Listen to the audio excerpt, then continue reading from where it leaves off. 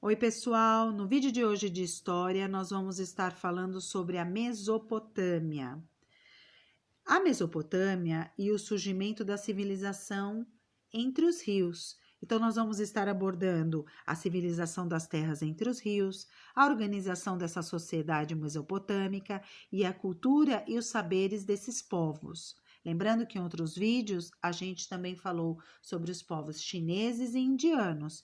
Vale vocês assistirem também, tá bom? Bom, a civilização das terras entre os rios.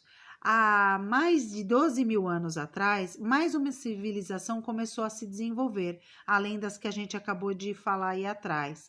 Nesse caso, a mesopotâmica, isso mesmo, ela se desenvolveu na região entre os rios Tigre e Eufrates, que, como a gente pode ver aí no mapinha, os rios aí, né? Esses rios foram muito importantes para a formação da Mesopotâmia, porque as cheias dos rios Tigre e Eufrates tornavam essas terras férteis, permitindo o desenvolvimento da agricultura. Entretanto, nos períodos de chuva, as águas dos rios ficavam agitadas, alagavam as plantações e causavam prejuízos à população. Para evitar isso, o povo mesopotâmico criou canais de irrigação, barragens e reservatórios. Essas barragens e reservatórios eles chamaram de diques, como a gente pode ver aí na ilustração, ó, na região do Irã, antiga Mesopotâmia, tá? Que é esse aí do lado esquerdo. Bom, quando os mesopotâmicos conseguiram controlar as águas dos rios, esses povos começaram a produzir cada vez mais alimentos, né? Porque não tinham mais prejuízos. Então a população começou a aumentar e a partir daí começou a surgir as primeiras cidades. E as cidades tinham algumas características em comum. Sabe o que eram? Crenças, artes e costumes em geral. Mas cada uma delas tinha uma forma de se organizar própria, cada uma das cidades, sendo independentes umas das outras. Aliás, só um parênteses aí, uma curiosidade: Mesopotâmia significa região entre rios, olha só. Bom, na região sul da Mesopotâmia tinham terras muito férteis, por isso vários povos tentaram ocupá-la. E para se protegerem os mesopotâmicos de guerras e conflitos, os governantes dessas cidades construíram grandes muros, como a gente pode ver aí, ó, uma cidade histórica da Babilônia no Iraque, né, que tem aí os muros da época da Mesopotâmia. Mas, há mais ou menos 4 mil anos atrás, o povo babilônico conseguiu dominar a Mesopotâmia, mesmo com esses muros aí, dando início a um governo organizado por leis escritas, né? Que era o Império Babilônico. Então, a partir daí, a autoridade máxima desse império seria o rei. E o rei seria responsável por criar leis e controlar o exército e tudo mais. Um dos primeiros e mais famosos reis babilônicos foi o Hammurabi, como a gente vê aí nessa foto. Ele era conhecido por unificar a língua e a religião mesopotâmica, realizar diversas obras públicas, conquistar novos territórios, reunir todas as cidades da Mesopotâmia sob o mesmo governo, né? Então ele conseguiu bastante benefícios. E dentre esses benefícios surgiram os jardins suspensos da Babilônia. Pois é, uma das 7 maravilhas antigas do mundo.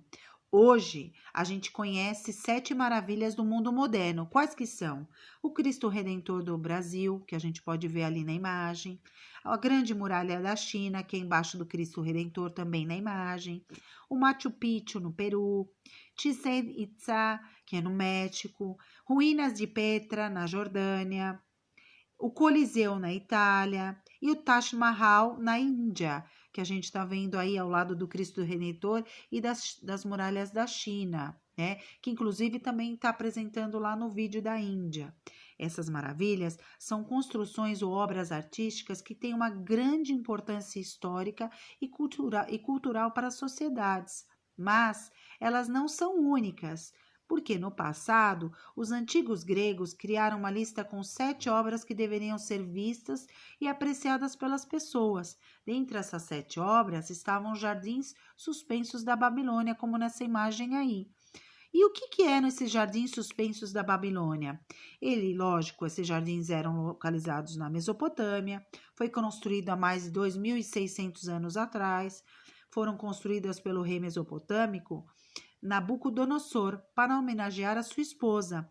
E apesar de ter sido construído há muitos anos, os historiadores afirmam que a construção ficava às margens do rio Eufrates. E os jardins teriam 5 andares, eram cheios de diferentes árvores, flores, esculturas, piscinas, fontes e eram usados para banquetes e passeios ao ar livre. E vamos falar agora sobre a organização da sociedade mesopotâmica. Diferente dos faraós do Antigo Egito, os reis da Mesopotâmia eram considerados apenas representantes dos deuses da terra. Mas, embora eles fossem representados apenas como deuses da terra, né? Eles eram pessoas de maior importância da sociedade mesopotâmica, porque eles tinham muitos funcionários para atendê-los, né? E esses reis, mais os familiares, mais a nobreza, sacerdotes, funcionários públicos, guerreiros, todos esses grupos sociais que eram valorizados e tinham privilégios na sociedade, eles também tinham privilégios, né? Então, a maior parte, enquanto essa população, que eram reis, familiares, a nobreza, os nobres, que era a gente mais rica na sociedade, os sacerdotes, que era da parte religiosa, os funcionários públicos e os guerreiros, enquanto eles tinham privilégios na sociedade mesopotâmica, né? Porque eram pessoas de maior importância na sociedade, a população mesopotâmica, o povo mesopotâmico pertencia a uma classe social mais baixa, tá? E aí, aqui, por exemplo, vocês conseguem ver um painel que representa alguns dos diferentes grupos que faziam parte da sociedade mesopotâmica, né? Todo mesclado aí. Bom, e a cultura e os saberes mesopotâmicos? Ao longo do tempo, existiram muitas disputas entre os diferentes povos para conquistar e controlar a região da Mesopotâmia. Por quê? Porque lá era uma região muito fértil, né? E por conta disso, houve uma grande mistura cultural, originando diversos conhecimentos, dentre eles estudos matemáticos e astronômicos, grandes edificações, códigos de leis, um dos modos mais antigos da escrita e de importantes saberes para a sociedade mesopotâmica e para outras civilizações do mundo. Vamos falar aí algumas de destaque? A escrita cuneiforme. Os mesopotâmicos foram os responsáveis pela criação da escrita mais antiga de que se tem conhecimento, que é essa escrita cuneiforme, era a mais antiga criação de escrita. Os sinais desse tipo de escrita eram feitos em argila, usando ferramentas pontiagudos que formavam esses furinhos aí, formando as escritas, estão vendo? Pois é. Então, a escrita cuneiforme era usada para registrar quantidades e valores das trocas de produtos por comerciantes. Então, eles tinham que registrar toda essa transação, quantidade, troca, o que eles trocavam de produtos entre os comerciantes, né? Mas essa escrita era um privilégio de poucas pessoas. Somente funcionários públicos ou sacerdotes da religião é que tinham acesso a esse tipo de conhecimento. Então, olha lá, nessa pirâmide a gente mostra, né, como que era os privilégios e quem que tinha mais privilégio. Então, era o rei, o sacerdote, os militares, né, e assim por diante, né, as pessoas públicas, tá? E aí, a gente também tem outro saber que é o Código de Hammurabi. Sim, era uma das principais contribuições dos mesopotâmicos, ou seja, era o primeiro conjunto de leis escritas. Já que eles tinham as escritas mais antigas, que eles que criaram as escritas antigas, eles também criaram um conjunto de leis que eram responsáveis por influenciar diversas sociedades, até hoje, inclusive. Essas leis foram criadas durante o governo do imperador Hammurabi, há 4.000 anos atrás. Por isso que se chama Código de Hammurabi, porque foram leis, um conjunto de leis escritas sobre o governo do imperador Hammurabi. E aí, o que trazia esse Código de Hammurabi? A Constituição Federal, leis do Código de Hammurabi, que falavam o quê? Que não eram iguais para todas as pessoas. Os códigos de leis eram diferentes para cada tipo de pessoa, ou seja, quando se cometia algum crime, as penas eram diferentes para homens, mulheres, pessoas livres, escravizadas, diferente do que hoje a gente tem, por exemplo, no Brasil, né? Que é a mesma penalidade, independente do tipo de pessoa, é igual para todo mundo. Lá, quando foi criado esse Código do Hammurabi, não eram iguais, eram diferentes de pessoa a pessoa, tá? Tinham também as religiosidades mesopotâmicas, quer dizer, devido aos diferentes povos que ocuparam as regiões, né, por conta de ser uma região extremamente fértil, a sociedade mesopotâmica teve diversas crenças religiosas, e essas crenças religiosas tinham uma característica em comum. Todas eram politeístas. O que são religiões e crenças politeístas? Significa que são pessoas que acreditam na existência de vários deuses. Olha lá alguns exemplos aí que a gente colocou no painel. As religiosidades mesopotâmicas, então, para os mesopotâmicos, os deuses costumavam ter forma e sentimentos humanos.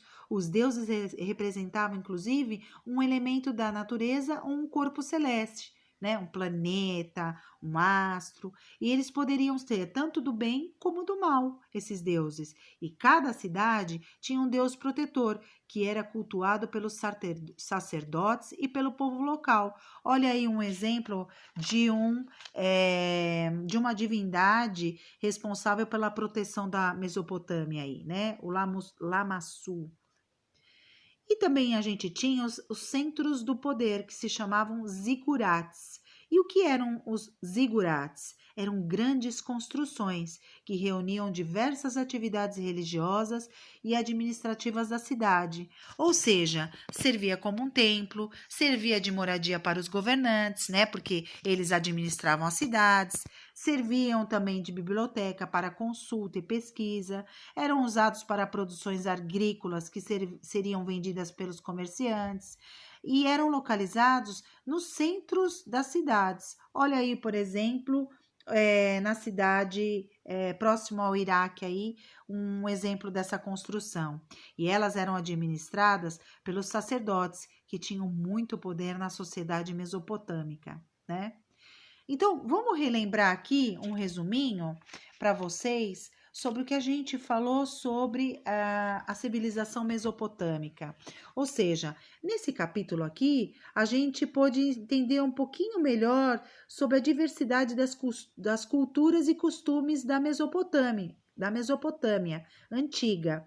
Então, o que a gente aprendeu aqui? Que a Mesopotâmia era banhada pelos rios Tigre e Eufrates, e isso favoreceu muito a prática da agricultura e fez com que alguns povos pudessem viver nessa região. Com o desenvolvimento da agricultura, surgiram os primeiros povoados e, tempos depois, as primeiras cidades.